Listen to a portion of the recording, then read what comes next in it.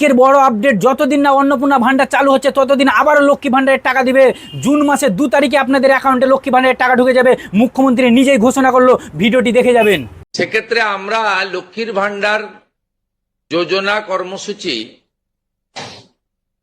ততদিন অর্থাৎ চালু রাখছি যতক্ষণ না অন্নপূর্ণা যোজনার ফর্ম ফিল আপ এবং এনরোলমেন্ট কমপ্লিট হচ্ছে।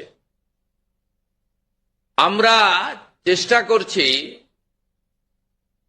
আগামী 2 তারিখের মধ্যে যারা এনরোলমেন্ট করতে পারবেন, আগামী বুধবার আমাদের ক্যাবিনেটের মিটিং এর পরে আমরা ডিবিটির মাধ্যমে ট্রান্সফার করে দেব। প্রথম কার্যক্ষেত্রে 1 তারিখ থেকেই বেনিফিটেড হবে তারা জুন মাসের, কিন্তু যেহেতু এনরোলমেন্ট করতে হবে সেই জন্য আমরা আরো 2 দিন হাতে নিয়ে 3 তারিখে আমরা আপনাদের জানিয়ে দেব।